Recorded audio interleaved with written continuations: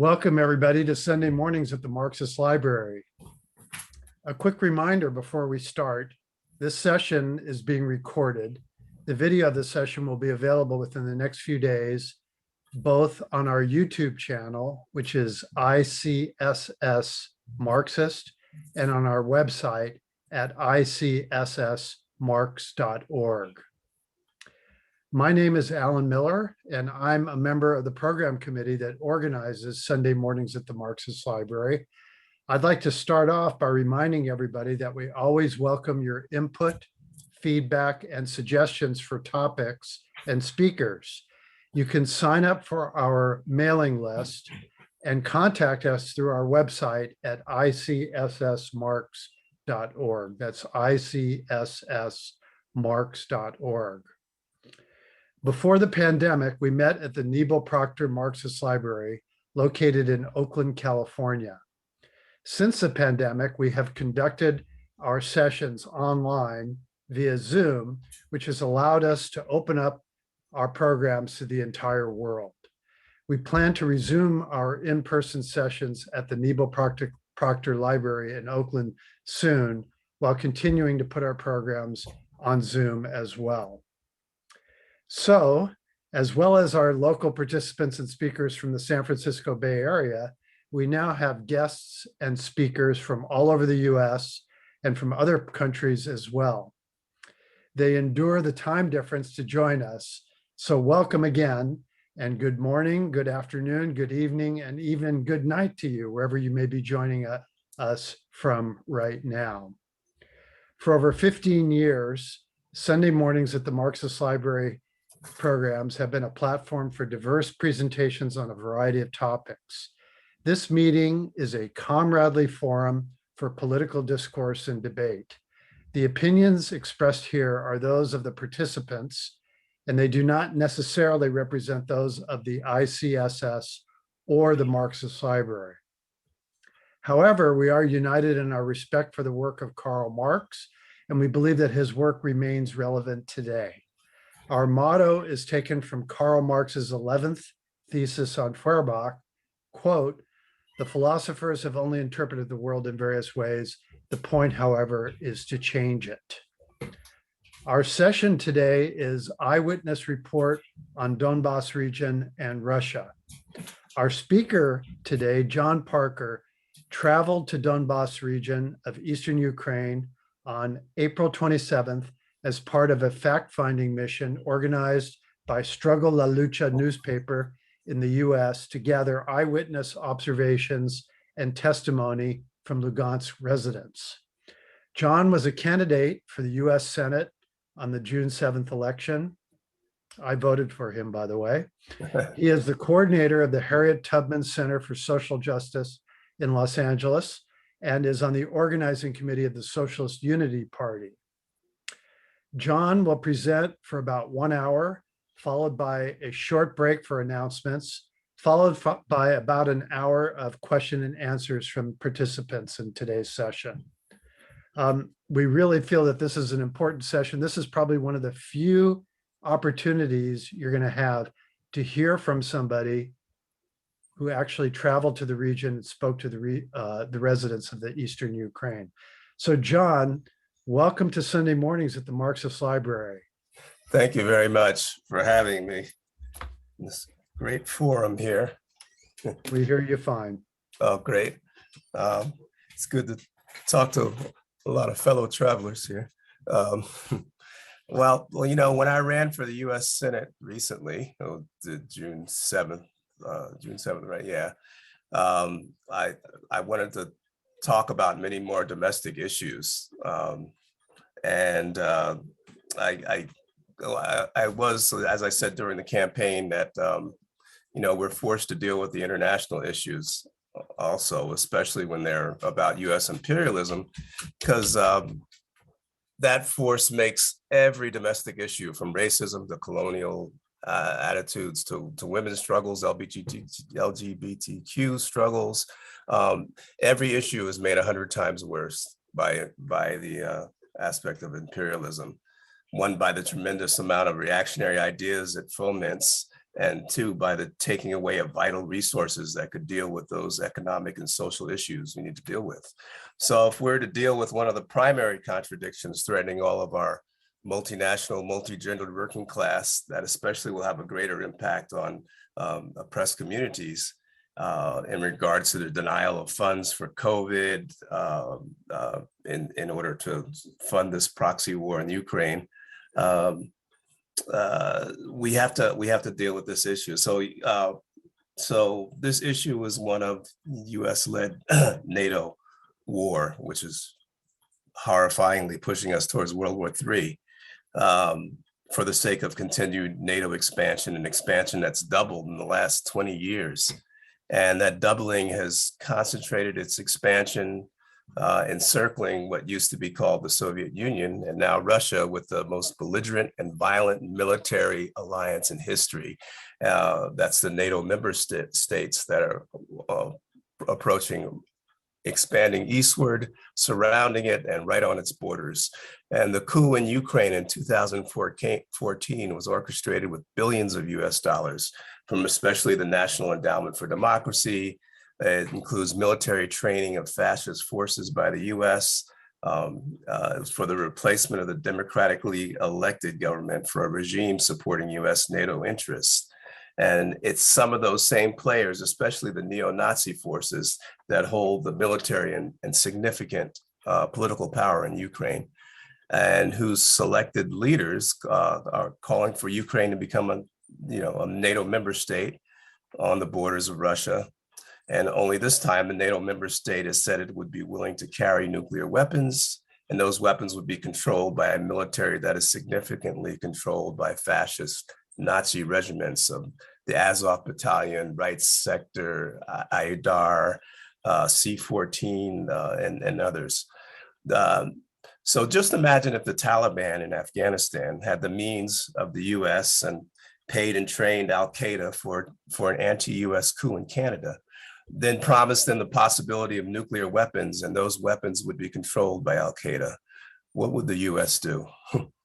So obviously the Russian intervention was a legitimate case of self-defense, both in terms of having rockets that could hit Moscow in 5 minutes by the most belligerent alliance in history, and the threat of fascism on its borders. And we have to remember that the Russian people and the people in the whole area of that used to be the Soviet Union, they lost 27 million people fighting the Nazis in World War II.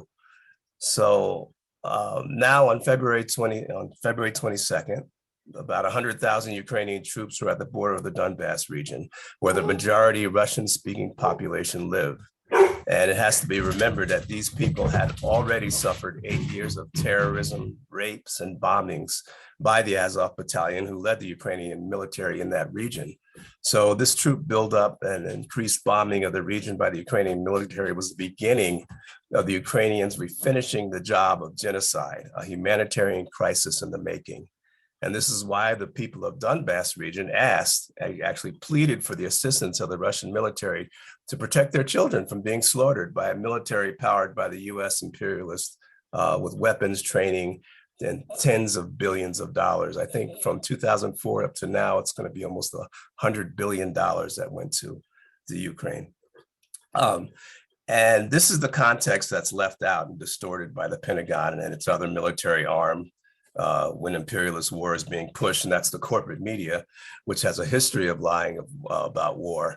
You know, you could take, for example, the New York Times in 1915, pushing lies about the Lusitania to ease the US into World War I, or the lies by the same so-called newspapers of record getting the US into the Vietnam War with the lies about the Gulf of Tonkin, or the lies about the weapons of mass destruction that allowed the war in Iraq that killed 500,000 children, as admitted by Madeleine Albright.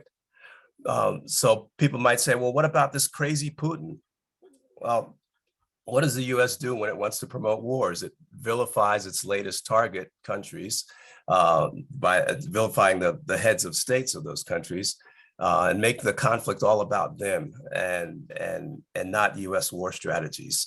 And the actual fact is that the US created a media outlet in the Ukraine called the Kiev Independent, which was founded with the money of the National Endowment for Democracy and the European Endowment for Democracy, US aid. And all of the staff had all of their careers either in whole or part sponsored by NATO and CIA money. Now, the Kiev Independent gets their news from various sources, but for the visceral anti-Russian propaganda, they rely on the information given to them by the Azov Battalion, which provides the videos and photos that are seen on CNN, New York Times, and presented without any verification. Perhaps some of the information we get is true, but how are we to tell? And shouldn't the people in the US supporting this war, including the anti-war movement, tragically, either actively or passively, or shouldn't we all have access to this information that counters the Pentagon narrative? In the Ukraine, that's not possible because a great number of journalists and 3 media outlets at least were closed that tried to do that. In fact, at least about 5 journalists were jailed in the last 3 weeks in Ukraine for so-called pro-Putin propaganda. So that's the freedom we're fighting for. Not to mention the fact that the socialist and communist organizations can't exist in Ukraine. So what do you do when there are lies about that are going on to push a US war?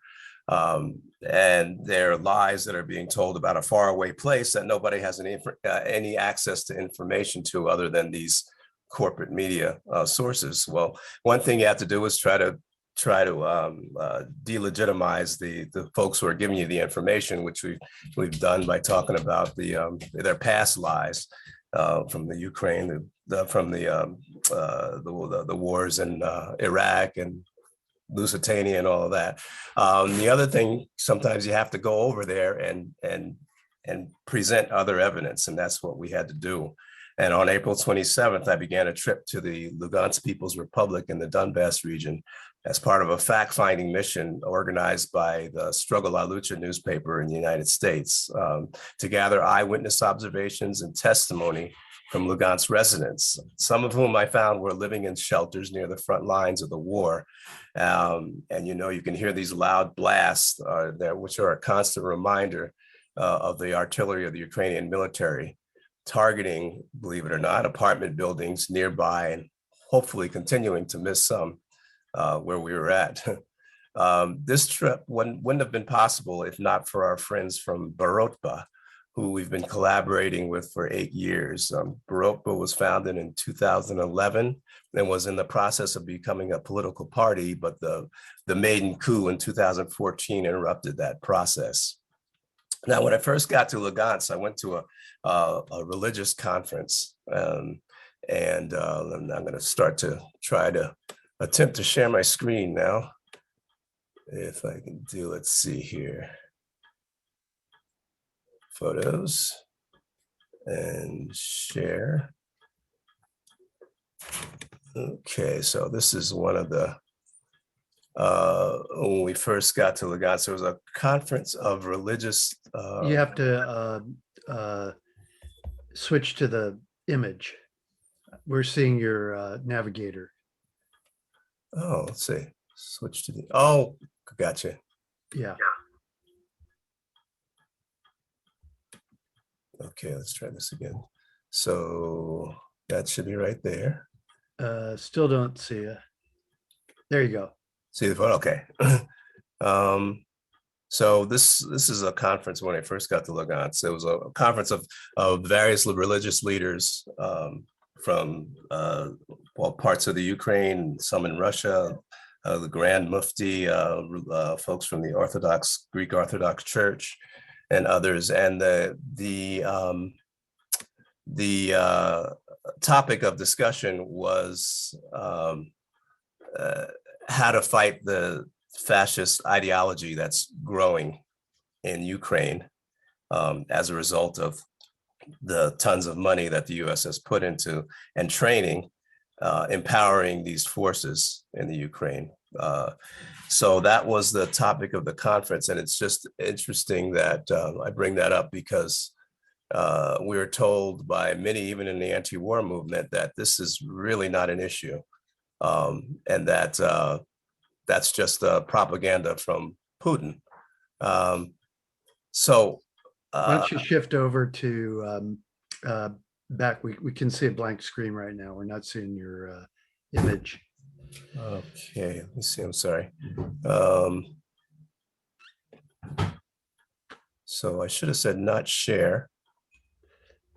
And so you're seeing a blank screen, but I'm not sharing anymore, right? You're fine. I'm seeing you. Oh, good. Yeah, that's Okay. good. So so I brought that up. One of the things is that issue is that there people say that it's not an issue, but it seems to be an issue on the minds not only of the Russian people but the people in the Donbass region.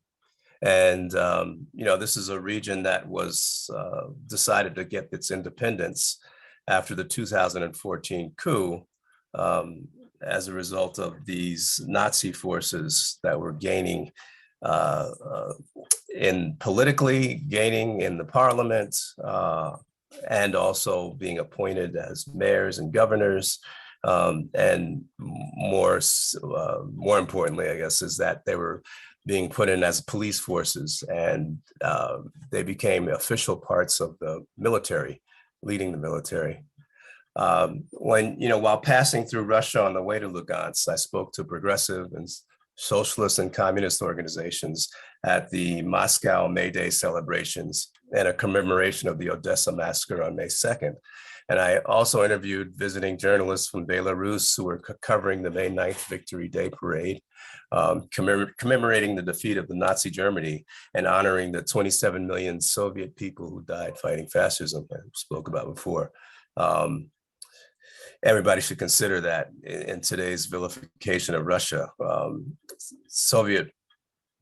Soviet Union, along with the rest of the USSR, Russia, along with the rest of the USSR, was essential in order to defeat the Nazi Germany in World War II. And although Russia is no longer socialist, that does not change the fact that the parents and grandparents of most of the people in the country sacrificed for that victory. And that deep understanding of the dangers of fascism did not disappear with the counter-revolution, nor did the targeting of this region by US imperialism. The US government says that the current Russian intervention was an uninvited, quote unquote, invasion, that the justification of self-defense and concern over the growth of fascist forces in the Ukrainian government and military is just a smokescreen designed to facilitate the takeover of that country. And they claim that the Russian military is targeting civilians and the Ukrainian military is not. The Biden administration also says that it would be better for all the people in the region if the Russian military withdrew its troops with no acknowledgement of the 8-year Ukrainian war against the people of the Donbass region. Well, surprisingly, a significant portion of the organizations in the US that consider themselves anti-imperialist and socialist agree with that assessment. But one thing that's curious is there's the celebration I found out when I was over in Lugansk. The celebration of victory against the Nazis is illegal in Ukraine. President Zelensky, oh, I'm sorry, my dogs are going crazy.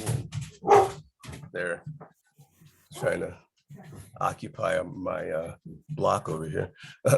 The celebration of victory against Nazis, by the way, is illegal in Ukraine, and President Zelensky will not allow it.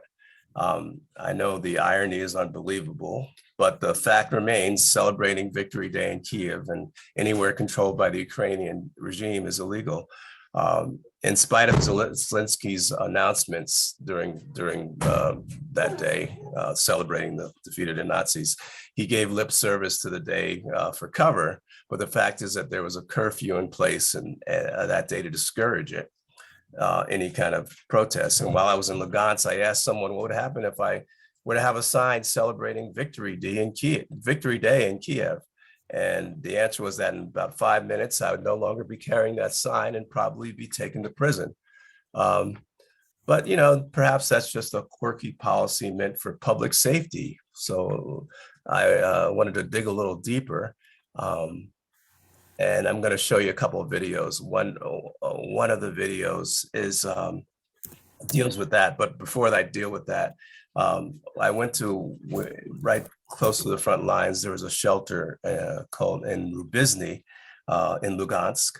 And it's a shelter that folks had to go to all the nearby apartment complexes there. If you go by there, you see holes in a lot of the apartment complexes, and people had to leave to go to these shelters in order to survive and run from the tanks that were bombing their apartment buildings. And no, they weren't the Russians bombing them. There was the Ukrainian military that was bombing these apartment buildings and forced them to flee. So I'm just going to give you a video here. I'm going to share. First, let me get it up here. 1 second. Bear with me. Right here. So, right there. Okay, so we're gonna, you see it now, right? Yeah. Okay, let's start from here.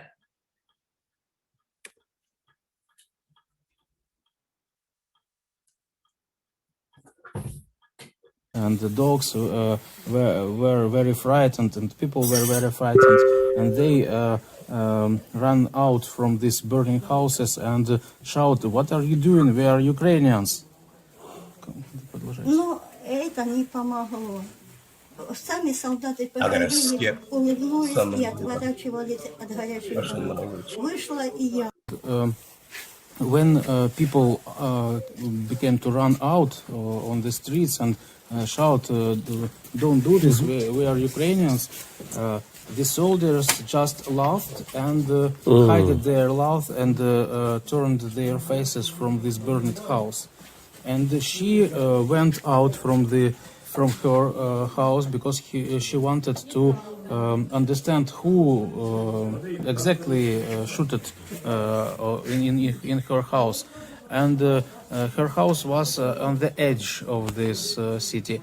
And she came to Ukrainian soldier and began to speak with him in Ukrainian, but her native language is Russian language. Но это не помогло. Через минут 20 опять танк приехал, украинский, начал мой дом, мой двор расстреливать. В полном смысле. And she adds that when she asked why are you doing and who did, why are you shoot this to the neighbors' houses, she nobody answered her, but maybe 20 minutes passed, and one more Ukrainian tank came and began to shoot exactly directly in her house. And how does she explain it? Like, basically, her own people, or the one that were supposed, her own people shelling against them with no reason. How does, Вот они, what does she feel with вот this? они не могут как бы понять, и они просят, чтобы вы, может быть, помогли объяснить. Вот как вы объясняете, вот почему они так поступили? Зачем? Почему? Могу объяснить. Потому что Юго-Восток – это русскоязычное население. Because south and east of the Ukraine, it is Russian-speaking population. А им не нравилось то, что мы разговариваем на своем родном языке. And they did not liked that we use our native language.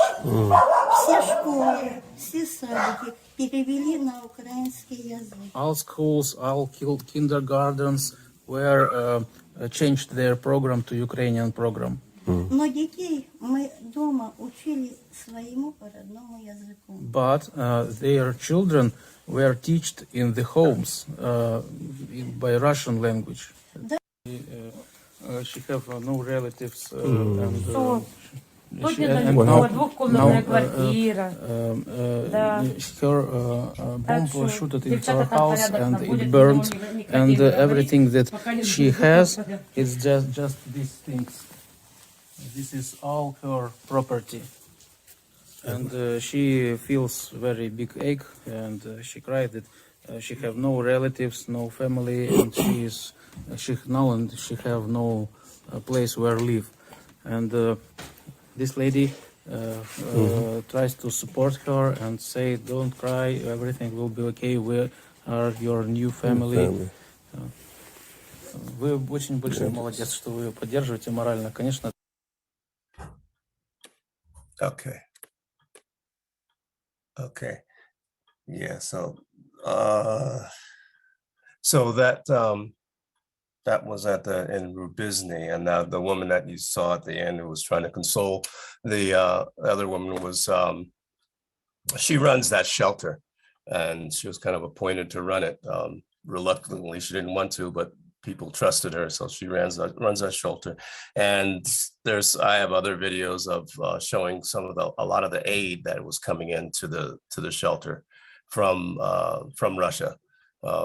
At the border of Lugansk, I got there was at least 10 trucks I saw when I was there. I wasn't there that long, but at least I saw at least 10 huge trucks coming in with the humanitarian aid. And because they can't get any, they can't get fuel and other things that are cut off, water, all of that kind of stuff that's cut off at the shelter because of the war. They'd starve to death. They'd die if they didn't have access to these things that are being brought in by humanitarian aid. And it's just kind of ironic that instead of giving aid to people, that they're sending military weapons like javelins and other long-range weaponry to hit Moscow rather than the food that these people need to survive.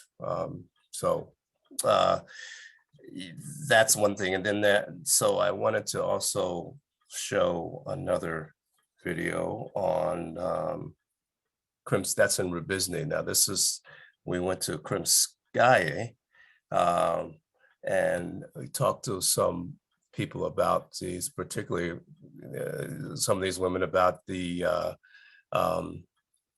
what they thought about the aid that the U.S. is sending and other things. So bear with me here for a second. So anyway, there's a video of these women in Krymskaya who were talking about the fact that their life, they had to live underground in this area. Now, this is an area that was about a mile away from where the Ukrainian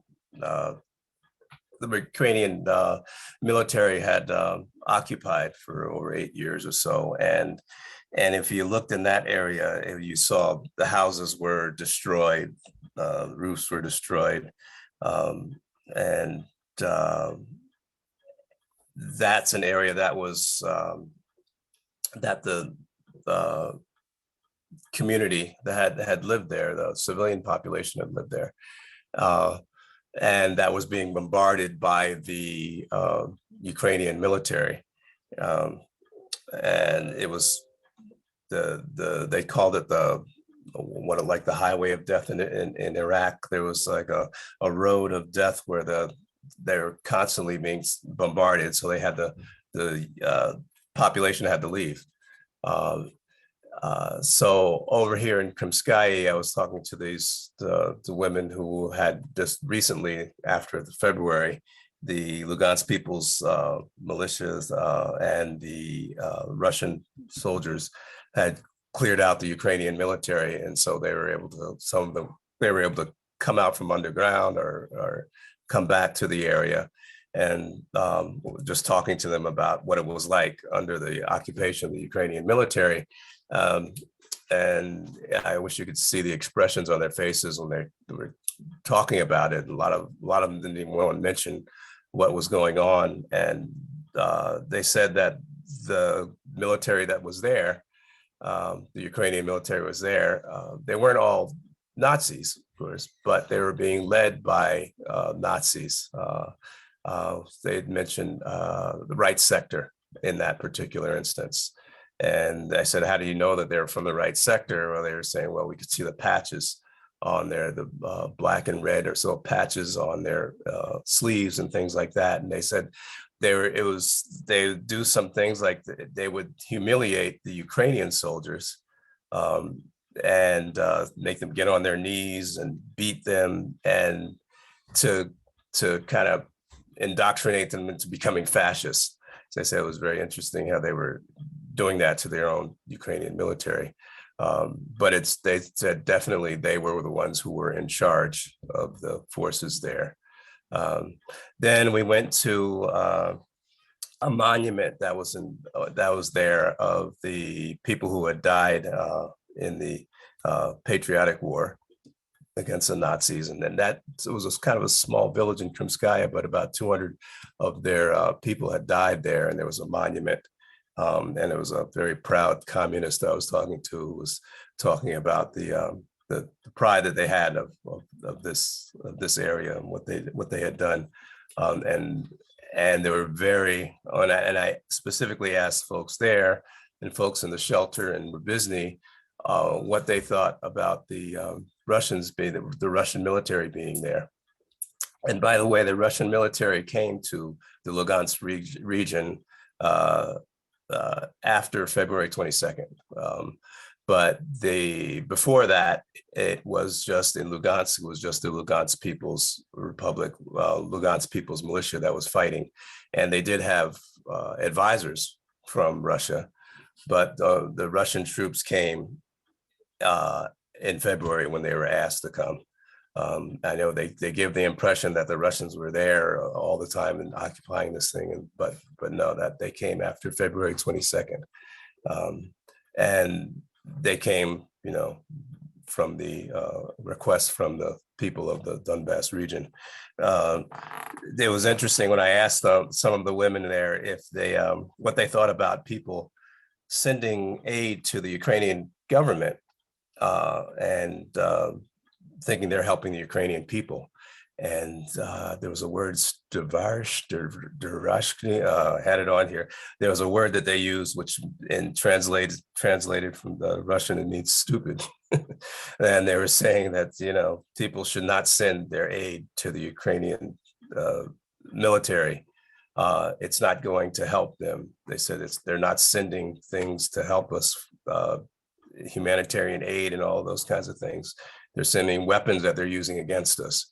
And that sentiment was repeated. And I said, would you feel safer if the Russian military had left right now from you? And both of the forces said no, they wouldn't feel safer. In fact, in Rubizny and the shelter, they said, well, we'd be crushed if it weren't for the Russian soldiers here helping us. So that was something I wish I could have communicated with the video, because it said it a lot better than I could. But let me go on to the other aspect of what I was going to talk about here. 1 second, let me get off of this. Back to that. And maybe I'll try that. Maybe I'll try again while we're doing a question and answer or something. We can go back to that. So then there's the aspect of what's going on right now in Lugansk, in the area, in the Donbass region, things like that. And a lot of the thing that's on a lot of folks' minds right now is the terrorism that's going on. A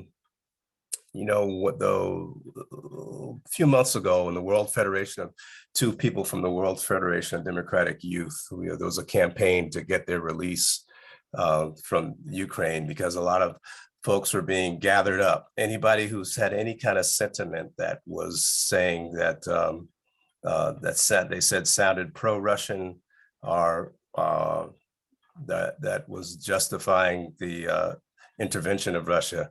If you were a journalist, then you were arrested. And if you were a media outlet, of course, you were closed down. And two of these folks who were from the World Federation of Democratic Youth, who were communists, the Konanovici brothers, they're captured in March, and they're still alive, thank goodness. But a Belarusian journalist who maintains contact with the relatives of them said that, they recently said that they were alive, but they said when they were captured, they were severely beaten. Their ribs were broken. They were beaten in the first days. They were They were taken in the pretrial detention center. They weren't allowed to see a doctor after that for a month later. And so, but thank goodness they're still alive. But in terms of the repression in Ukraine, there's, it's hard to get the information. And when you talk about the information, they say, well, that's just biased. Well, aren't we getting biased information from the US? So there are various groupings that are friends from Barotpa. Some of them are involved in some of these Telegram groups that put out alternative information for people to see. And one of them is called Repression of the Left and Dissenters in Ukraine. And they report about this person named Anatoly Shary, who is an opposition journalist and a leader of the opposition Libre Party, which as a result of the local elections in 2020 gained representation in city councils of many large cities in eastern and southern Ukraine. And Shary received asylum in the European Union and now lives in Spain. The activities of the party, along with the activities of all left-wing parties in the Ukraine, are banned. They were banned on March 20th by Zelensky. On June 16th, a court in Lvov will consider a lawsuit filed by the Ministry of Justice of Ukraine for a complete ban on the Shary Party and a number of other opposition parties. And many of the power structures of Kiev authorities accuse Shary's supporters of high treason, collaboration activities, and for, quote, justifying or denying Russian aggression. But it turns out that many of the detainees have nothing to do with this party, but it's being used as a pretext to gather up anybody who's not saying what they want them to say. On June 3rd, 2022, the patrol police of the city of Kiev reported they had detained another supporter of the Sharia Party on Stepan Bandera Avenue. I mention that because it's interesting that they don't allow you to celebrate the Victory Day, the day of the defeat of the Nazis, but they do have monuments to Nazi collaborators like Stepan Bandera. And they even have streets named after him, Stepan Bandera Avenue. Well, is it true or not about this thing we're seeing on Telegram? Well, it matches the story of Alexei Albu of Barotpa, whose political party, Barotpa, was attempting to make gains in the electoral arena. Alexei was from Odessa, which was also the location of a massacre that took place after the 2014 coup, and it had been supported and financed by the United States. The fascist element that was part of that coup burned the Odessa House of Trade Unions on May 2nd, 2014, killing progressives, socialist trade unionists, and anti-fascists. And my friend who you saw in the video, he was the one who was translating, Alexei, and he was the guide during the Lugansk portion of my trip. He was inside that burning building and one of the few who escaped. And at the time, Alexei was an elected member of the Odessa Regional Council. He was a former member of the Central Committee of the Communist Party of Ukraine, and at that time, the local coordinator of Union Borotba, which stands for struggle. He and others were working on solving the contradictions created in society by the coup in a peaceful way through the still existing legislative process. But by May 2nd, on 2014, time had ran out, and the fascists who praised Nazi collaborators and pushed ultranationalism against the Russian population turned even more violent against any opposition.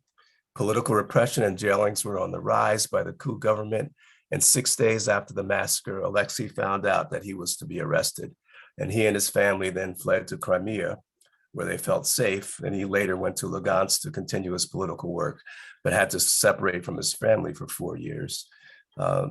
And the other terrorist attacks that have gone on more recently, it were chronicled in these Telegram groups. On July 2nd, 2022, in the village of Akimovka, unidentified people fired a grenade launcher at a freight train that was carrying food from Crimea. On the same day, it's reported that the Department of Internal Affairs of the Kherson region, and this is a region that's under the Russian the authority now. It's not under Ukrainian authority. They reported that officers of the special services of the Russian Federation prevented a major terrorist attack in Kherson the day before, having discovered a capacitor blasting machine in the city of Kherson, as well as in other places that are not controlled by the Kiev authorities. Explosions very often occur in which Ukrainians die, who do not accept the model of behavior that the government dictates to them. Earlier, high-ranking officials of the Kiev regime said that in Ukraine, there's a special service that deals with the killing of unwanted people. Here's a chronicle of terrorist activities in Kherson and other cities of Ukraine that are not controlled by Kiev authorities. Here's one on March 2nd. The mayor of the city of Kremenaya, I'm probably pronouncing these wrong, was struck and killed. On March 20th, an assistant to the former mayor, Pavel Slobochikov, was killed in Kherson. On March 27th, the 24th, the daughters of the mayor, as well as deputy of Kupiansk City Council, were abducted. On April 20th, blogger Valery Kuleshov was killed in Kherson. On May 30th, a powerful explosion occurred in the center of the city of Melitopol. 3 civilians were injured. On June 3rd, an officer of the People's Militia of the Donetsk People's Republic, Volodymyr Demchenko, reported that representatives of the Ukrainian law enforcement agencies had kidnapped his daughter and son-in-law in Kharkiv. On June 12th, in the city of Melitopol, an explosive device was placed in a trash can near the premises of the local police. On June 24th in Kherson, as a result of a terrorist attack, the head of the Family, Youth, and Sports Department of the local administration was killed the day before. Alexander Timko, who commanded an underground group of militants of the Kiev regime in Kherson, was captured. So one of the folks doing the terrorism was captured, and he told the Russian military that the leadership instructed him to organize a terrorist attack in one of the local hotels, and many hotels and other civilian areas and apartments have been destroyed, with the target being civilians. Now, is it true? Of course, I can't tell you for sure, but I can tell you that this information matches the evidence of civilian communities and apartment complexes being targeted by the Ukrainian military. And I spoke about the growth of the Nazis in the Ukraine. And there's an article in the Sunday Times that, and the UK Sunday Times, that was talking about the fact that the Azov Battalion now is dropping their neo-Nazi symbols, and they're dropping their swastikas and other things because they don't want the Russians to use that as propaganda against them. But their activities are staying the same. Their ideology is staying the same. So the only change is something so that they're more digestible, I guess, for the West and for the purposes of U.S. imperialism.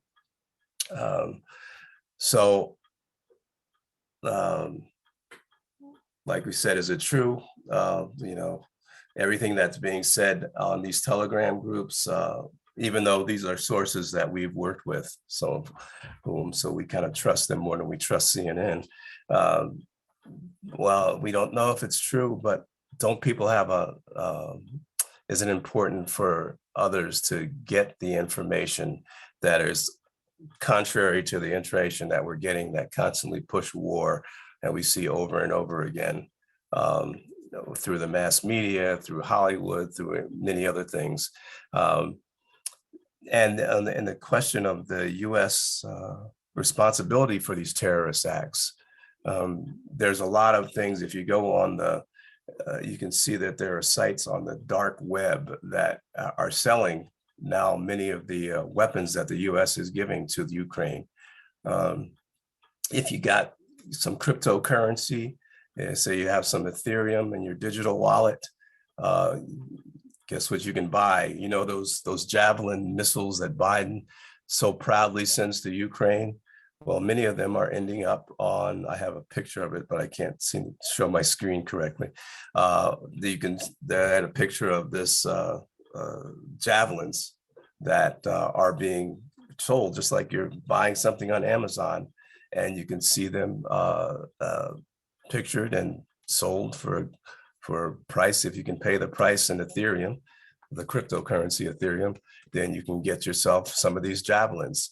And when I talked to some of the Russians there, many of them said that they a lot of the weaponry that is being sent to Ukraine sometimes ends up in their hands, that they get them, and a lot of them are going on the so-called black market. And the crime rate is going up in the Ukrainian government, because they started giving everyone guns and things like that. And a lot of these weapons that are sent to the Ukraine are also ending up in other hands.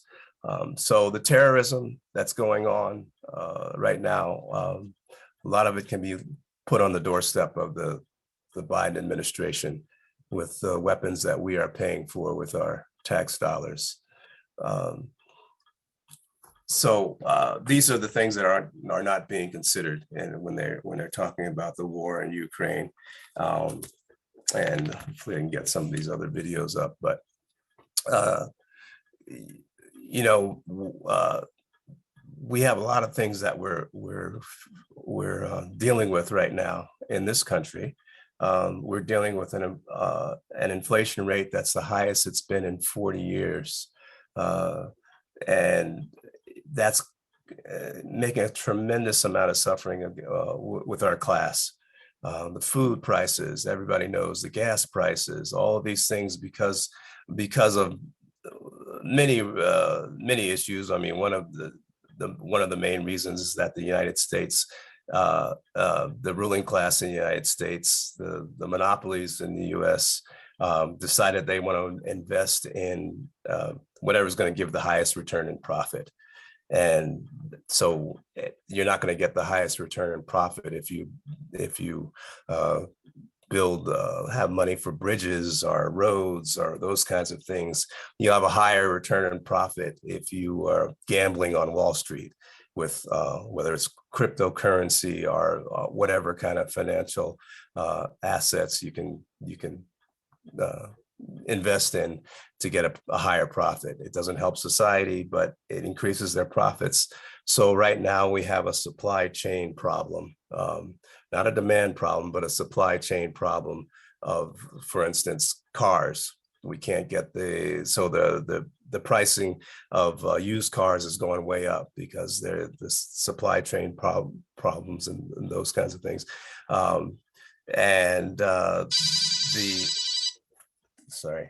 The way to fight that would be to, invest in public facilities, invest in more bridges and more roads, invest in things that people can use, invest in affordable cars or something like that, and all those things. So that would create the solution, but that's not the solution they're after. The ruling class instead wants to create more unemployment to deal with inflation. So they want to hurt our standard of living even further. And then when you talk about the issue of climate change, I mean, the Supreme Court just passed this law saying that it's going to be harder for the EPA to now try to enforce any kind of issue of a climate change. Existential crises, the crisis of World War III, it reminds me that the United States will do anything to push these wars. And, when they dropped the bomb on Hiroshima and Nagasaki, immediately, and Hiroshima alone, 80,000 people were eviscerated in seconds. And they talk about targeting civilians. It's interesting that in the first 24 days of this war, of when the Russian intervention happened, the first 24 days of their intervention there were less bombings and sorties than the United States had in Iraq in one day of the Iraq war. So the US is the master of targeting civilians. And we found out that after 1990, when the Warsaw Pact was dissolved, 8 years later, they're bombing Yugoslavia, 10,000 homes, the killing of Chinese journalists. And then on to Libya and Iraq and other places, which is why we say NATO is, and US-led NATO is the most dangerous and most belligerent entity on the planet. And the anti-war movement has to do its job right now, because history demands that we do something about that. We not repeat the mistakes that we did during World War I in Germany, where the anti-war movement and the progressive forces just went along with their own imperialist governments. And it's not as blatant right now, but it's passive when you're allowing the arguments of the ruling class to be used to push war, and you're not actually challenging those arguments. And you're actually creating a lot of apathy, because people don't know who's doing what. Is Russia imperialist, and also is the US imperialist? Just two imperialist powers. Well, we know that Russia is not an imperialist country. In the scientific definition of what imperialism is, Russia doesn't export capital, it exports raw materials. It's got the GDP, it's less than South Korea and India. Its technological advancement is not nearly as much as Western Europe and the United States. So it's not an imperialist country, and it's also a country that's helping to ease the burden of sanctions and economic sanctions and military warfare against countries like Cuba, Nicaragua, Venezuela, and so we have to kind of consider which side are we going to be on here, and what's actually going on in a way that defies, not just digest what the corporate media is giving us, but to do our own analysis and get our own information out there. But anyway, I think that's about it for what I have right now. Thank you. We're going to take a short break for announcements, and when we get back to the session, we'll take questions and comments from the audience. Let me just start up by sharing my screen and featuring some of the upcoming events. We've got some really interesting events that we're going to be having here. Can you guys see it now? Yeah.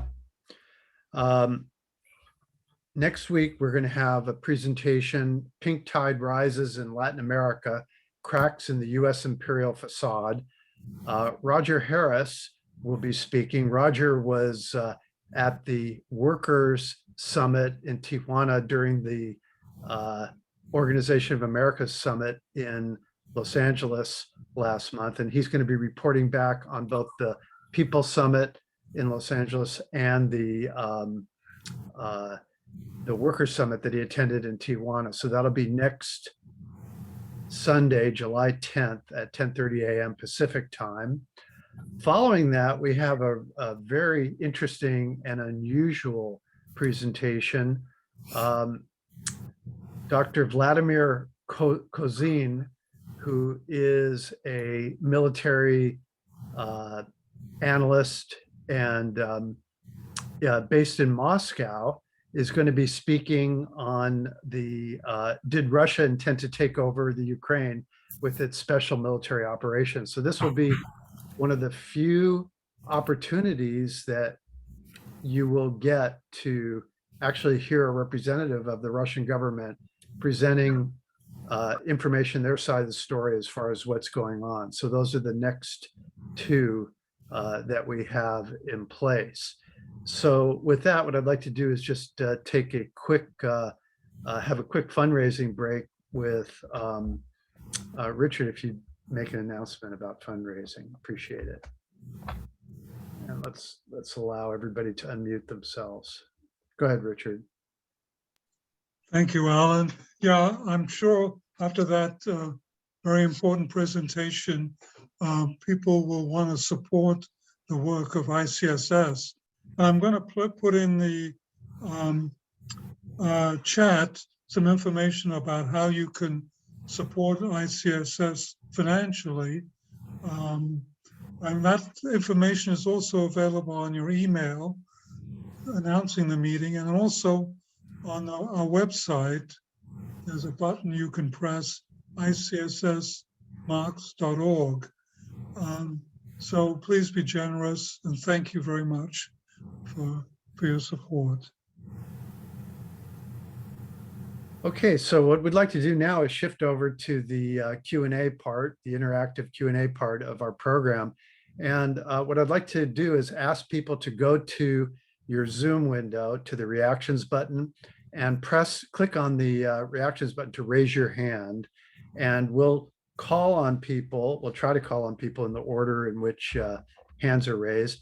We want to ask people to keep your questions and comments to about 2 minutes in order to give everybody an opportunity to participate, and also to be respectful of the group, to stay on topic and make this a collaborative, useful, productive discussion. So let me see what we've got.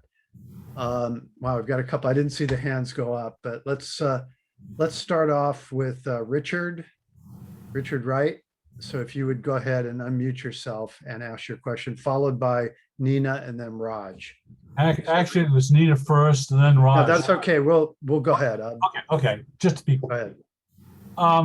First off, John, I wanted to say nice guy Barra. I liked it. But the question, comment, whatever I had here is this. Is that you gave us a very good presentation on what's going on in the Donbass region. And my question is now that we have that information, what do we do with that? How do we get that information into the general public such that it changes public opinion? And that's what we're really after here, it seems to me, is to change history, or at least that's the second part of the government's thesis on Feuerbach. So I'm kind of wondering, as far as your campaign, did you do anything specifically to bring that information back to your local campaign? And two, how would you suggest we do that? Thank you. Thanks. Yeah, I want to answer that question, but I wonder if I could just try one more time to get this video up. I think I got it right now. Let's give it a shot. Yeah, okay, thanks. Okay. Right there. Now, what do you see? I think you're onto it there. Okay, so let's try here. All this time they spent in underground. So when the Ukrainian soldiers were pushed out, and now it's under control of Lugansk People's Republic and the Russian soldiers, do you feel safe? Вот после того, как ушли отсюда украинские войска и пришли войска Луганской Народной Республики, вы чувствуете себя в безопасности? Конечно. Yes, sure. Мы рады, что We are happy that our road, we can use the road that we used before. So for people who are, there are people who think they're doing the right thing, and people who they want to help, and sometimes they're sending their money in the United States. They're sending their money to help the Ukrainian government. What do you tell those people? Вот он спрашивает, вот он говорит, вот у них там на родине, в Соединенных Штатах, есть люди, которые вот искренне поддерживают украинскую армию и даже пересылают им деньги. Что бы вы хотели сказать таким людям? Чтобы они этого не делали. Можете повторить? Чтобы они этого не делали. Мирные люди, зачем Знаю русский язык, Наверное, потому что понятно, что дураки. They are laughing about word дураки. Дураки means stupid. And this old lady said. Мир, чтобы была дружба, была так, She said that we need peace, we need friendship. За что наши родители воевали? Наши деды и прадеды. Our parents fight it for what? мир был, да. About peace, for peace, not for war. Our grandmas and our fathers died for peace. Кто воюет? Брат с братом. Will you be celebrating Victory Day tomorrow? Вы будете праздновать День Победы завтра? Если будет, конечно, будет. Всегда его праздновали. Это хороший праздник. Will Zelensky be celebrating Victory Day tomorrow? Зеленский отменяли этот праздник. Zelensky banned this holiday. Он не хочет праздновать День Победы, а мы хотим. Потому что деды наши, отцы, завоевали мир, чтобы мы жили в мире. Our fathers, our grandfathers, they won this war to make peace everywhere and all over the world. So 6 years her father participated in war. 6 years in the Great Patriotic War. And this lady told that what you answer on your question, because I did not translate it. She said that I recommended not to do this, not to send money to Ukrainian soldiers. Why would Zelensky ban people celebrating Victory Day? Почему Зеленский отменил празднование 9 мая? Ну, мы откуда знаем? Он и 1 мая отменил, и Октябрьскую отменил, и 23 февраля отменил. Все отменил. Я сейчас переведу.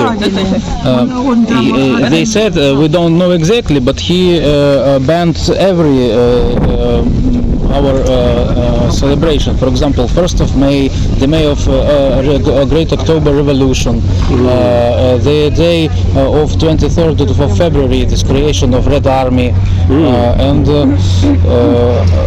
also they said, I'm sorry, I forgot a little bit. So, this.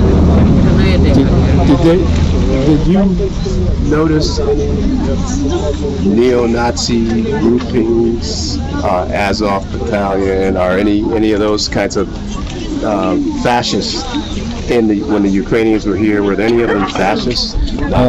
Вот он спрашивает, когда здесь были украинские войска, вы видели, здесь были какие-нибудь фашисты именно? Вот, может быть, они там что-то говорили? Right sector. Right sector. Да. Yes. You know they were right sector. А как вы поняли, что это правый сектор? А у них флаги другие. Their flag red and black. Красное и черное. Specific things on their arms, black and red. Black and red flag. У нас тут еще. На колени ставили. Oh, they forced to stay on this one, like on the knees. I don't know how it translates, how it is. What is the name of this correct English word? When you stay on your knees, maybe knees. There we go. Okay. Am I back? Okay, John.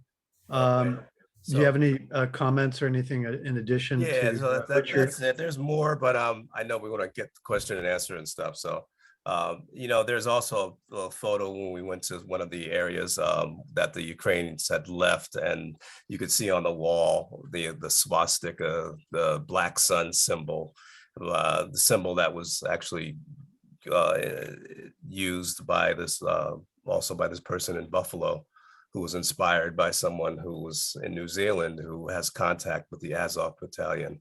The Azov Battalion has a social media presence. They have a military presence, and they have a worldwide propaganda presence. And thousands and thousands of white supremacists from various countries have gone through the Ukraine and gotten training from them and returned back to their countries.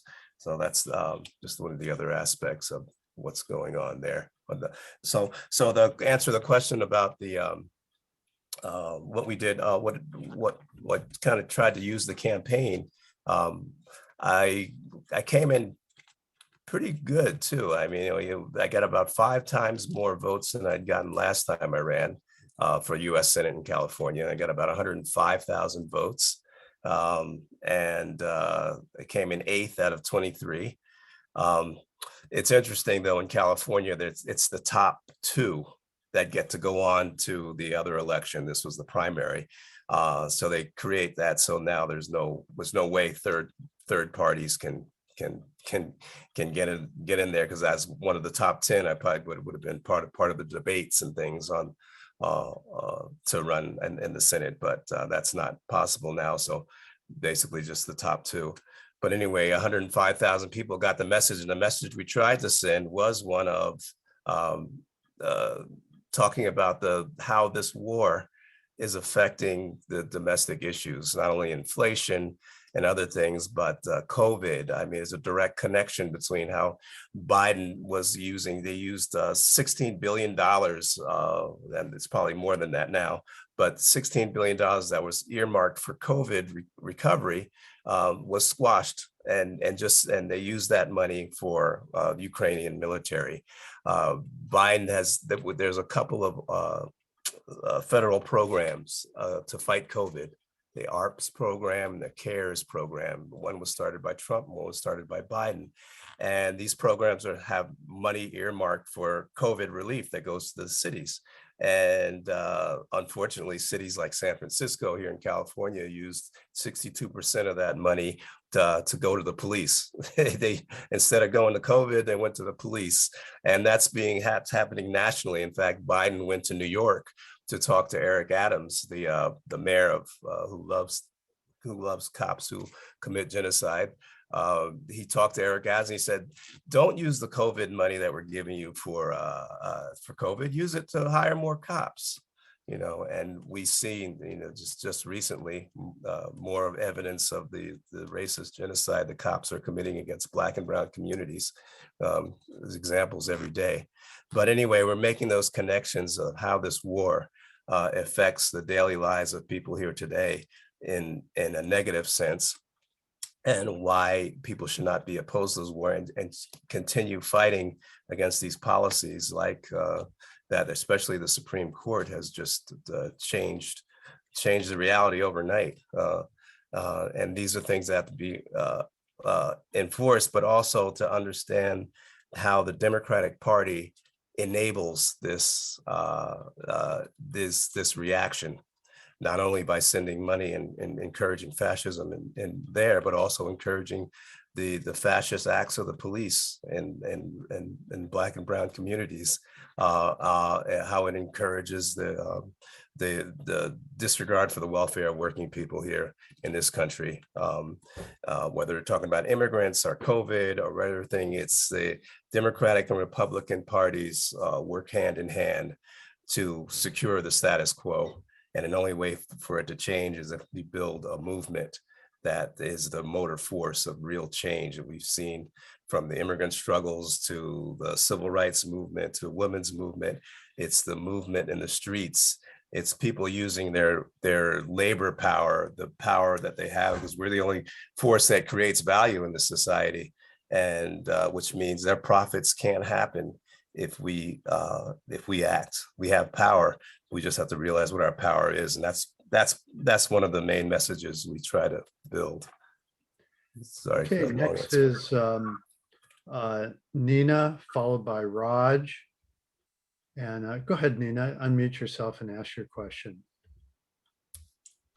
As I recall from your just this presentation here, you said that the Azov battalion had gotten a lot of influence in the Donbass area. I don't know if that's correct, but that they had been building up. They were significant. They weren't just immaterial. They were significant now. And I'd like to hear a little bit. That doesn't quite ring with what is a different opinion that's been put forth. Okay, So as you somewhat pointed out, but if you could, there's a couple of things. If you could give sources for that, and if you could give your email, I'd like to just find out a little bit more about how you think the Nazis, or the Azov battalion, as it were, are taking over in the Donbass, etc. Or is it all of Ukraine that you're thinking that's true, or is it just in the Donbass? Also, the people in the Donbass are Russian speaking, and they're pro-Russian. They are in general much more pro-Russian in Ukraine. Everybody knows that, I think, but I'm not sure. So I'm trying to, if you could just clarify, I'd really like your email, because I'm not sure we have even the time to do this, but as much as you can, if you could show kind of the general takeover of the so-called Azov battalion in this area, which you seem to, believe. I'd really like to see some supporting information about that. How did that occur? It's been said no to. So if you could possibly do that, and then give me some way of communicating with you, okay? Or us, actually. Mhm. Great. Yeah, I wasn't saying they're taking over. I was saying the last 8 years in the Donbass region, the Ukrainian military, when the Ukrainian military was there, their forces were being led by forces like the Right Sector, Azov Battalion, and those are actually official parts of the military right now. They started out as not official, but then they became an official parts of the military. It's not only, there are many sources. Newsweek actually did a lot of articles about the growing problem of the Nazi forces in the military. In January, I think they had articles about highlighting that. And they used sources from, there was a German publication called Die, Zeit, Z-E-I-T, I think it's called. And they did a thorough investigation of the fascist forces that are growing in the Ukraine, and also how many of the fascist groupings and white supremacist groupings are coming into the Ukraine to get military training and going out. So there's a lot of, Newsweek has a lot of those sources as well as talking to folks that are in the region, but not that they're now, once the Lugansk People's Republic and the Donetsk People's Republic and the Russian soldiers were able to kick them out, they don't have an influence. But I was saying that they are the ones who are leading the Ukrainian military while they were there. So that's basically it. Oh, can you give us, let's move on to the next one. Get your email? Sure, I can put it in the chat. That would be really great. Because I think it's a kind of a discussion that had to be a little more intense, or a little bit more, maybe take more time than what we have. Perhaps, I don't know. So I'm putting it in right now. Great. Okay. Next up is Raj, followed by Sharat, followed by Jean, and then Mark. I believe I have the order on that. So Raj, if you would go ahead and ask your question. Okay, I have 4 questions for you. The first one is very simple. How many days did you spend in both Donetsk as well as Lugansk provinces? So that's first one. Second one is, are Lugansk and Donetsk republics genuinely people republics, or is it a facade for some capitalist class of that area that wants to control the area? So that's the second question. And are they acting as a stooges of Russian government? So that's combined. The third question is how the nature of this neo-Nazism or Nazism or nationalism in Ukraine seems to be different than Nazism in Germany, which actually very highly targeted the Jewish people. Here it seems to be either they are hiding it for the time being, or is directed against Russians and Poles, but maybe not even Poles, just the Russians. But the nature of this Nazi movement, a little more, not just the regiment, but the nature of the movement, if you can. And the last one was No, that's all right. These three questions, if you can address them. Thank you. Mhm. Thanks. Yeah. So yeah, I was just in the Lugansk area, Lugansk People's Republic. I was started in Russia and then went to Lugansk there. And you know, from what I saw, they were. How many days? How many days were you there? Oh, how many days? Yeah, let's see. So I was about 1 week in Lugansk. I think about 4 or 5 days in Russia. And no, actually, hold on. Maybe it was about 2 weeks in Lugansk and about a week in Russia. But from what I saw in the Lugansk People's Republic, I mean, I saw some Russian soldiers, but most of the militia and things that I saw were of the Lugansk People's Republic. And in many places you can see you can see this thing here. When I took a souvenir, one of these flags, you see this flying around all over the place there, and shops. You see lots of monuments to the patriotic war, the war against the Nazis with the hammer and sickle. You know, I met with after the religious conference, I met with the deputy chairman of Lugansk People's Republic there. Yeah, it was, although I saw that in Russia as well, in storefronts and things, you can still see the hammer and sickle and all that, things like that. But you see a lot more of it in Lugansk People's Republic, a lot more statues and monuments to the Soviet, and monuments to the October Revolution. So it's kind of hard to think why I don't know if the capitalists and oligarchs would really want that kind of thing going on.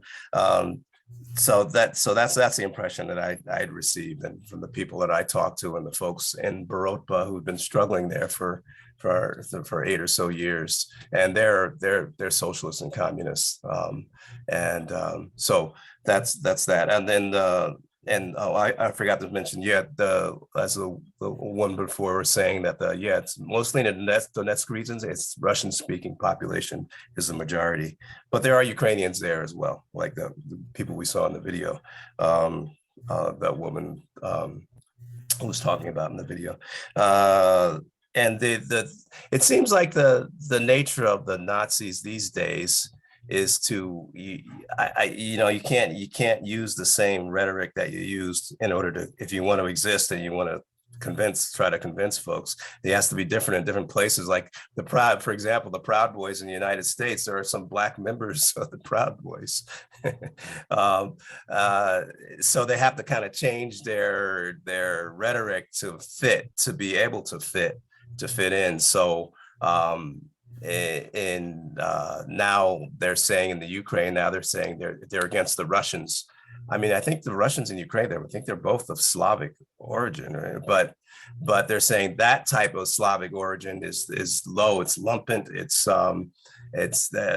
just a kind of a subspecies kind of thing, and they're using that kind of language, anti-ethnicity language that the Nazis use, except they're not talking about Jewish people now so much as now they're talking about the Russians population and things. So I think they're just shifting their rhetoric, but the fascist ideology and the means of torture and inhuman racist kind of stuff that they use, that's still the same. It's just different targets, I think. Okay, next is Jean, if you would ask your question, Jean, followed by Sharat.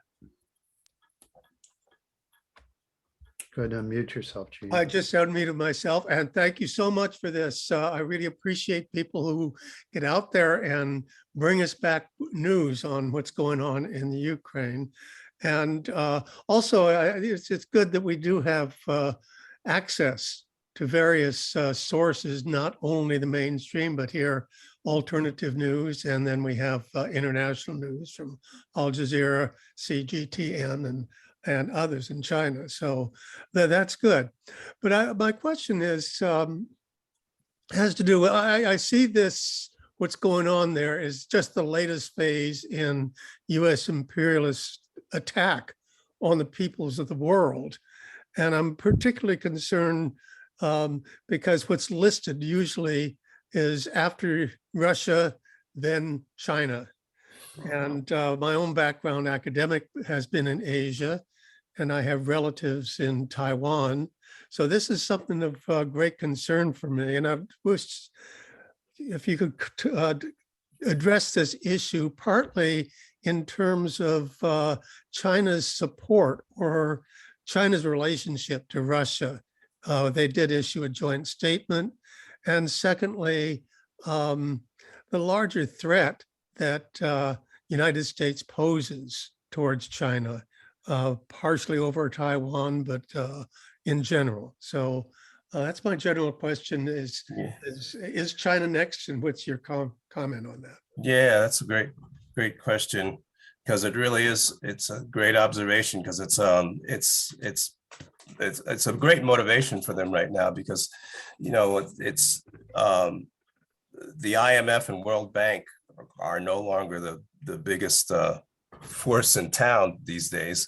And when Venezuela decided that under Hugo Chavez that they were going to use ALBA to create a different way of trading with other countries, one that is one of mutual benefit. And if we look at some of the loans, things from the Silk Road project of China, that are allowing countries and developing countries, and especially in Africa and Latin America, the ability to have their own infrastructure, built in infrastructure like railroads and things like that, and they belong to them. They don't belong to the IMF or to other forces. And the China with the Silk Road project and some of the things that Russia is doing militarily in terms of defending places like Syria and other places, they're threatening the World Bank, and they're threatening IMF loans. Because why would you take one of those loans when you can take a loan where China is actually forgiving a lot of the debt to Zimbabwe and other African countries, many African countries, and they're loaning this money, and sometimes it's forgiving the debt, but allowing their infrastructure to stay in the country and to help that country develop. As Walter Rodney said, when in analyzing Africa, is one of the biggest things that they don't have is their own industry and infrastructure, and the IMF and World Bank were not allowing that to happen. So this is a direct threat to US imperialism and Western imperialism. So of course they're going to be going after Russia as a way of also going after China. So a defeat for Russia and a win for NATO is going to have a horrible effect on Cuba and Venezuela, Nicaragua, Latin America, Africa, all of these countries that are infested. Now NATO is trying to go into Colombia. NATO's just decided to go into Zambia. The AFRICOM is now in Zambia. AFRICOM and NATO work to get hand in hand. So people should think about that here in the anti-war movement too, that when they're saying that they want a victory for NATO, well, one, it's gonna create more of a hazardous situation for humanity, because we're pushing the world towards World War III. And the other thing is that it's just allowing the U.S. imperialism and the U.S. and imperialist capital to continue to devastate the world and create more problems with climate change and other things. So that's, I don't know if I answered. Okay, next is Gene. Let's go ahead and move on. We've got a lot of people. Next up is Sharat, followed by Mark, and then Yusuf. So Sharat, if you would unmute yourself and ask your question, please. Yes, thank you, John, for this great presentation. I really appreciate you going and seeing and getting the information firsthand. And I've always known that, since the beginning of this war, or even before that, it was extremely selective, the kind of information that we were getting. But I can tell you that one of the sources of information that was very important for me was actually from a surprising source, and that was India Today, because India Today, among the global television networks, was the only one that was able to send reporters into Donbass, specifically into Donetsk, and their reporting is really is identical to the reporting that you are giving, same kind of picture. So it's the two substantiate each other. I have two questions. The first question is, the per capita income of Ukraine is one of the lowest in Europe, and this really surprised me, given the fact that Ukraine is also considered the breadbasket of Europe. And I'm wondering whether there's a crisis of capitalism in Ukraine that can account for this huge amount of fascism and fascist tendencies in Ukraine. Is this a crisis of capitalism that has resulted in this low per capita income? My second question is, did you gain any insight as to what is the truth of what happened in Bucha? The reports we got, of course, are that Ukrainians were just shot in the back, shot in the head by retreating Russian troops. The Russians say that this was all staged. Were you able to unravel this mystery? It's very troubling, but I'd like to know the truth about this. Yeah, thanks. Yeah, I'm gonna check out the India Today too. I guess after the collapse of the Soviet Union, and it happened in a lot of, I guess, of the republics, that the capitalism just came in and was able to. It was a fire sale on public utilities and properties and everything like that, and Ukraine suffered, as it used to be the breadbasket, no longer. And yeah, the unemployment, the situation for working people in Ukraine is just dissolved after the collapse. So Ukraine doesn't serve the same purpose for the world that it used to, and that's definitely related to the rise of capitalism there, and it allowed the U.S. to come in and further from 2002 on to further influence the politics there, using the National Endowment for Democracy, especially in U.S. aid, and the European Endowment for Democracy as well, spending millions and millions of dollars on the color revolution type of tactics to influence the people and use the problems that they were facing, and it's sometimes in a legitimate way to say, okay, you got to go after these oligarchs who are taking all the money. Okay, yeah, that's true, but use it in a way to create a force against the policies of the government that was not favorable enough to Europe and the United States. So anybody who's get out the president who was elected and put in someone who's going to be for Ukraine becoming a NATO state and pro-US and anti-Russian. So I definitely think that in terms of Bucha, I don't. I remember reading a lot about some of the evidence of how I think it was there where the tactic of taking over apartment complexes or hospitals or civilian areas, taking them over, and then putting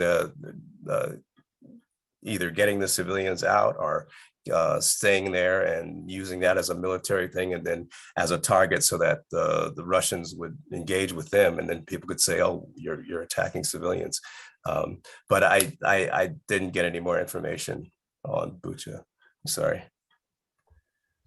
Okay, next up is Mark, followed by Yusef, and then Kit. I did see your question. We'll put you on after Yusef. So Mark, if you would unmute yourself and ask your question, please. Yeah, thank you very much. Good afternoon, John. You intimated earlier, although you didn't really get too deep into it with all you were saying, that the weapons that we're supplying the Ukrainians, in particular, let's reduce it to stingers and javelins, that if, correct me if I'm wrong, that they're not going to use them all, they'll sell some of them to raise hard currency, because that happened in Afghanistan when the CIA was supplying AK-47s and RPGs to the Mujahideen.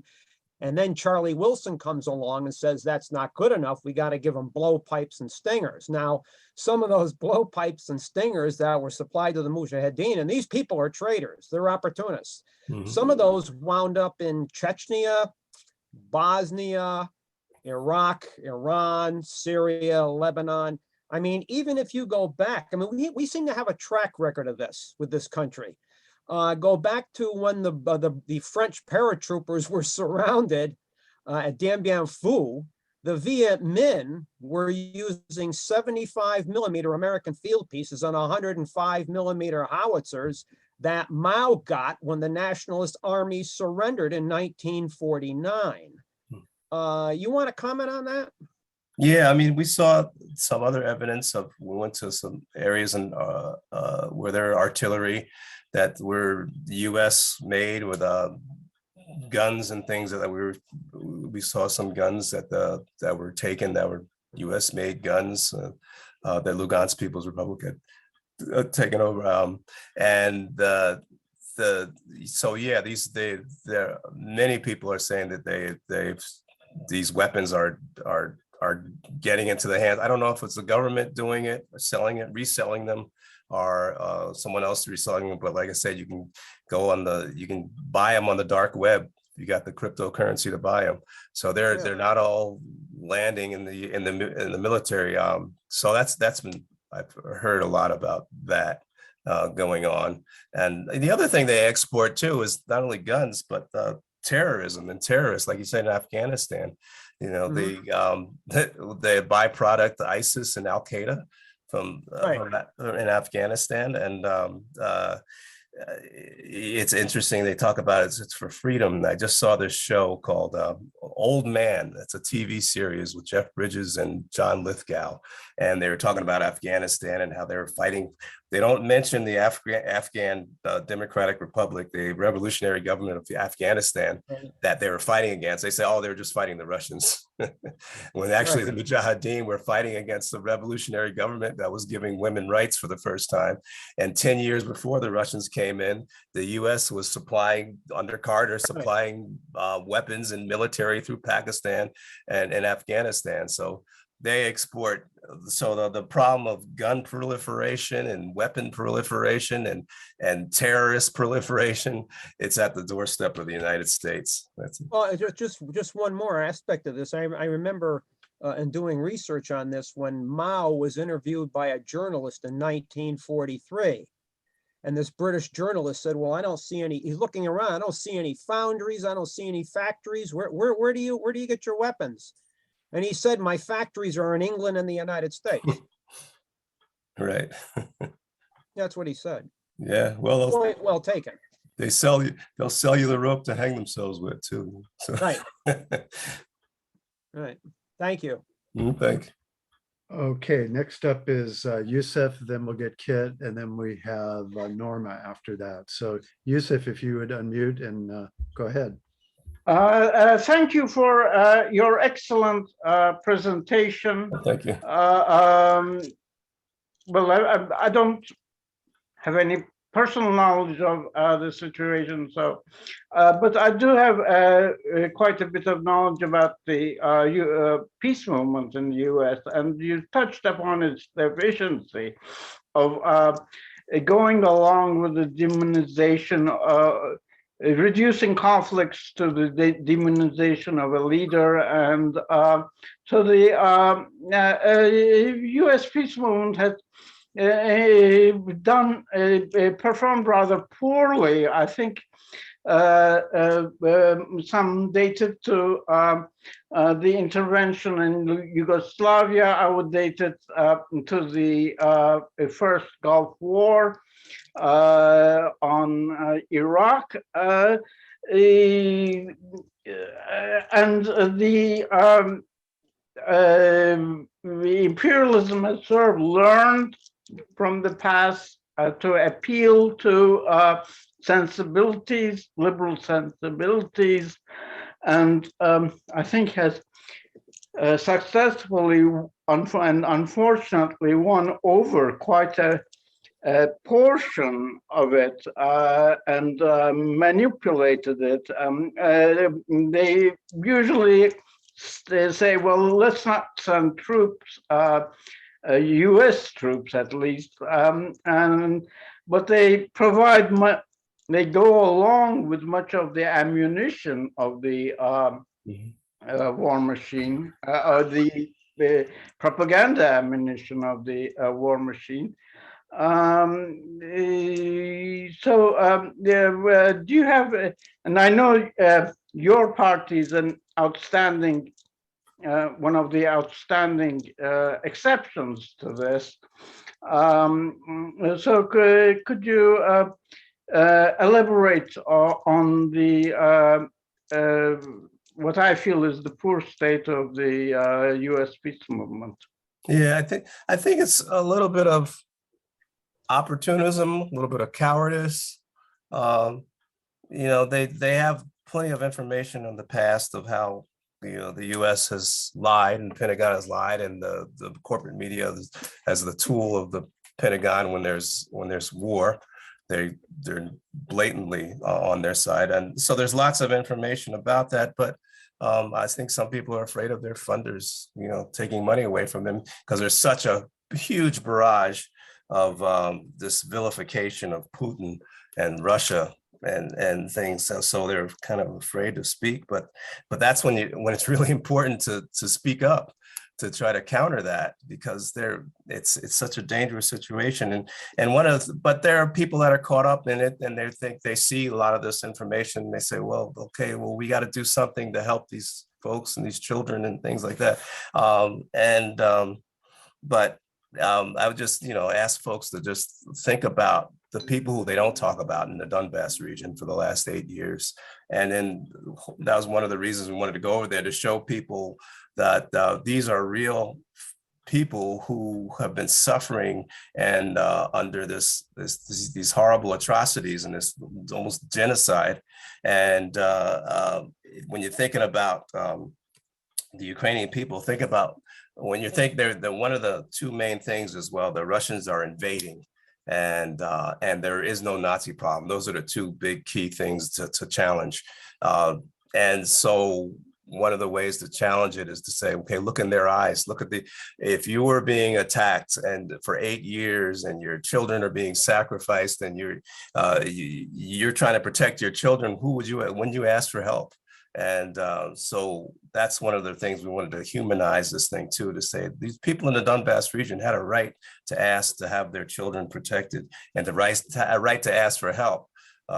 There was a humanitarian crisis, a genocidal nightmare is about to occur if there wasn't assistance from the Russians. They're not getting the millions and billions of dollars from the US to help them.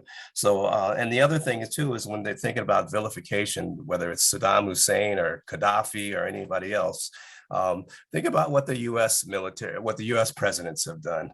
Just in this instance, just here, Biden right now, and we're talking about Afghanistan, he's holding up to $9.5 billion in money, Afghan money that's frozen. And because of that, and because of the war that the U.S. prosecuted, 23 million children are facing food insecurity. They don't have enough to eat. And 1 million, because of this $9.5 billion that Biden is holding on to, 1 million children may starve, or will starve. That's what the United Nations and analysis have said. 1 million children are going to starve because of that. So think about monsters. All Biden has to do is today say, okay, free that $9.5 billion, and these 1 million children aren't going to starve. But instead of that, he's allowing them to starve. And then he's prosecuting a war in Yemen, and now Somalia, and then Zambia and other places where 20 million children might starve in these areas. So if we want to talk about monsters, we should really kind of think about who is the monster there. So that's one of the tactics we want to try to use to convince the anti-war movement that they need to relook at what's going on and recognize the reality that the whole world is seeing about what's going on in Ukraine and how fascism is being incubated and encouraged around the whole world from the things that are going on in the Ukraine right now, thanks to the United States. Yeah, next is a question from Kit, which was in the chat. John, do you have any plans to return to the area to continue your work? And also, she asked if there are other delegations being organized for people who want to go there and witness and report back. Yeah, I don't know if I'm going to be able to get back there, but maybe we might have another trip. But I know I'm also a member of Black Alliance for Peace, and I know they're talking about maybe having a delegation that goes to the Ukraine, and the folks there are happy for people to come and see for themselves, and so hopefully there will be more delegations. Okay, Norma, if you would go ahead and unmute and ask your question. We're getting close to the end, so we'll have Norma and then Okay. Raj will be the last. So go ahead. Yeah, hi everybody. Hi, John. Hey. By the way, John's very candidacy is a major stand and informative direction about what needs to be done. That John is able to run a campaign at all. The Democrats, as well as the Republicans, have restricted our participation in the electoral process to the point where that's all we get, is that very little bit of trying to do anything, which is what the people have been pushed to on the overall. You don't see us in many places because we are pushed into not having access. They didn't have to, well, anyway, I'm not going to go on that one, but does anybody here besides me care or know or acknowledge that this is a 110-year-old event? This has been going on, the attack against the Bolshevik Revolution, and you say I'm talking as though it still exists. It still exists for people. People know about it. People care about it, and that's what's undergirding or propping up the vigor that the Russians still have, say in Donbass, but in Russia, the 80% approval that Putin got. Have you ever listened to that piece I sent of Putin going over the history from the standpoint of this hugely oppressed group of people who won a communist revolution and the policies that go with it, which is what has been under attack for 110 years. Every one of the conflicts that you notice, including all the South American, Central America events, has been related to the Bolshevik, to the U.S. ownership's concern for liberation, which they feel that they have constantly to keep stopping. I've advised people to look at to find a good interview with Sergei Lavrov. I lost it. I poked my finger in the wrong place and lost the interview, so I'm still looking for it. He does a brilliant understanding about what's been going on with an interviewer, which really highlights stuff that you want to hear. And I comment that the lending behavior that China offers is in marked contrast to the IMF. And I put those details of what goes on onto the chat.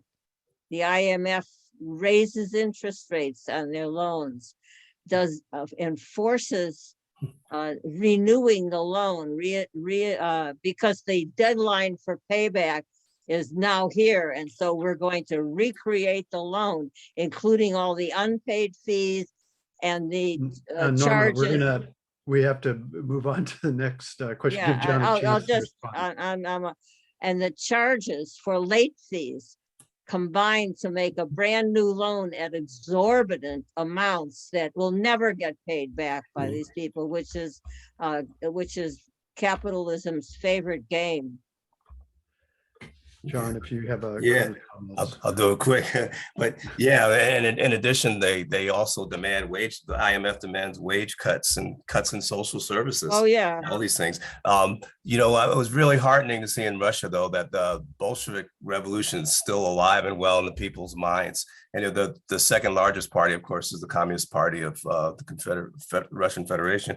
But there's also many other communist parties that the Union of Communists, many others that they weren't allowed. I think after the collapse initially happened, they thought they could just get rid of all of the communist organizations, but they weren't able to. The people wouldn't let them do that. And there's a lot of nostalgia and a lot of love for the Soviet Union that still exists in Russia today that I saw. Yeah. Oh, and the other thing about, you know, the reason that there's so much love for the Soviet Union in Africa, they wanted them to go along with the sanctions against the Ukraine. They said, no, we're not going to go along with those sanctions. Why? Because a third of the African countries were liberated by the Soviet Union in the 60s. And so people will remember. So it's not, you know, we'll be singing the International in the in the Soviet Union and another version of the Soviet Union soon, I think. Okay, so next is Raj. I think that'll be the last one, and then we'll give you a chance to wrap up final comments, John. So Raj, if you would keep it to a couple minutes and let's wrap it up. I'll do it in 1 minute. I have 3 questions. First is, in 3 weeks in that region, including Russia, what did you hear anything about Putin that was different than what we have been led to believe, like he's a monster? That's the first question. Number 2, did you experience any racism by any of those people against you, which is, I think you can sense it here in your gut if you're walking around most of the places. I mean, I don't mean everybody is, but you can sense that if you are a person of color in general. What was your impression? Because Eastern Europe is generally pretty racist, and at least that's my impression. I may be wrong. The third one is on attack on civilian structures in the area that you visited. My impression is you said that is primarily Ukrainian forces, not Russian forces. Is that true? Okay. Is that true about the? Say that again. The last part. The last part, that the most of the civilian infrastructure damage is by the Ukrainian forces and not by Russian forces, because here the mass media is telling you it's the Russians who are destroying Ukrainian. I mean, these pictures galore with the explanation that Russians don't care. Right. Yeah, that and the first question I answered. There's it's funny how you can get a lot of this information from the bourgeois media, but in Newsweek, after the first 23 or so days, after the first month after the war, after the intervention, they had an article and they were highlighting these analysts from the Pentagon. And they were volunteer. They had to be anonymous so they could speak, but they were actively analysts, active advisors, top military folks that advised were currently advising the Pentagon. But they were so worried about this no-fly zone thing that was going on, and they were so worried about this war escalating to World War III that they were cautioning against the media, and they were saying that and this was in the first 24 days of the first month of the after the intervention. They said, as far as we see, Putin is not targeting civilians. In fact, they said they were surprised that because they're used to prosecuting the U.S. wars. They're surprised at how much effort that they were taking to not target civilians, and that they were specifically saying that what the media is saying about him targeting civilians is a lie. And they were concerned about it pushing the war a little too far.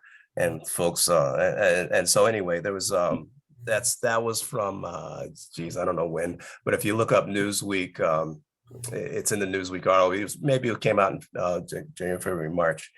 I'm not sure when it came out. Maybe in May. But anyway, that's one thing. And in terms of the racism felt, in Russia, not in Lugansk, I didn't see anything in Lugansk at all like that. But in fact, and in Russia, in fact, I got an award from the deputy chairman for the work that we're trying to do in terms of bringing about the truth. And in Russia, one of the biggest heroes there, now Russia, before the former Soviet Union, is Angela Davis, which is, I was really surprised, but you say, you mentioned, I actually did work a little. I used to be in the Communist Party, so I did have the association work with Angela Davis a little bit when she came to New York. But you're a celebrity if you know Angela Davis there. So there was no slavery, and they didn't kidnap African people and bring them to Russia, and they had all of those years of Lenin and the national question and all of those questions that they dealt with, that the U.S. hadn't dealt with in a progressive way. So yeah, I didn't feel that at all. And there's a lot of multinational groupings that are there right now in Russia, working there. So what about Putin? That's what's the impression? Yeah, it's interesting because he's not the greatest example, even though he was in the Communist Party. He's not the greatest example, and he's an opportunist in ways because he's getting information from forces here who seem to appear to be pro-Russia, like on Fox News and all of those other forces. And so he's confused. He was confused about Black Lives Matter, and he's confused about a lot of these things. So there's contradictions. There's definitely contradictions. But the people that you met, what they think of Putin? Yeah.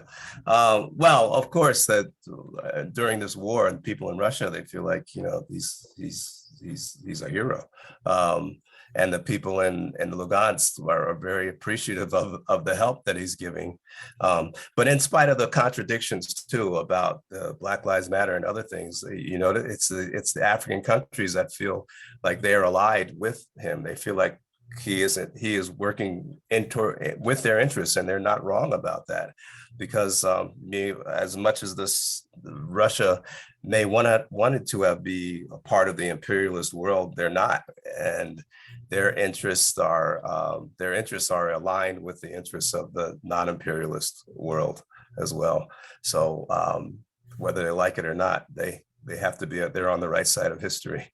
And Putin right now is on the right side of history, especially when he's fighting against this threat of the rising of fascism in the Ukraine.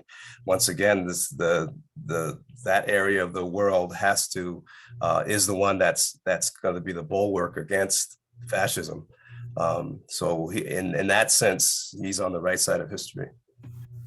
Thank you. Any last comment just before we end the recording part of the session? You're speaking to John, or can I say? John. Yeah. Oh, you're talking to me? Yeah. Oh, I'm sorry. Oh yeah, no, I'm sorry. I'm sorry for the technical difficulties and everything like that. I thought it was going to be smooth, but really thanks for this opportunity to be able to talk about these things and get some of the stuff out about it. And we'll have some more articles about the stuff and things going on here. And but yeah, it's our task right now, I guess, is to get the information out and show the relevance of how this is not in the interest of the working class. This war, it's the opposite, and NATO expansion is not in the interest of humanity. And our Supreme Court decisions a couple days ago show that we have a lot of work to do and we can't depend on the Democrats or Republicans. And we have to build an independent movement in spite of these people. Because like I said before, we are the ones that create the value. We are the ones that have the power to bring this system to a halt. We just have to get the rest of our class to understand that and build the unity to make that a real thing. So our fight for the people in the Donbass region and our fight for the women's movement, LGBTQ movement, all of these movements, our fight for the Black liberation struggles, all of these movements, we have to fight and build that solidarity, because that's what they're trying to do. They're trying to destroy our solidarity. And we have to keep our solidarity strong and move on from there. That's it. Well, did you have thank you your for email? wait. We're gonna wrap this up and stop it. I want to thank you for your work, John, and for giving us the opportunity to come here today and hear what you have to say. What we're going to do now is we're going to stop the recording and we'll have an informal session for the next 20 minutes or so for people who want to raise questions. So Raj, if you would go ahead and hit the stop button. And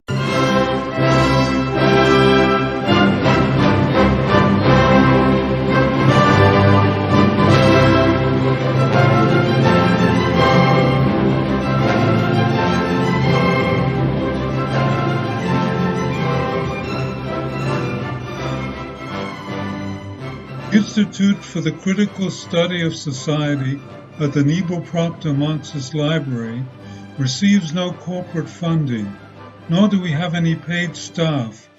We rely on the support of working class folks that share our commitment to the socialist legacy of Karl Marx. We continue to need funds to meet necessary expenses. Since we can no longer pass the hat at our in-person forums, please send contributions to our treasurer, either online via PayPal or by check.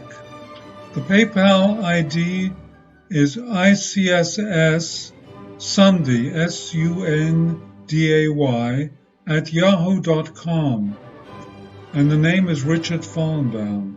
And checks may be made out to Richard Fallenbaum and sent to him at 1225 Nielsen Street, Berkeley, California, 94706. Fallenbaum is spelled Fallenbaum.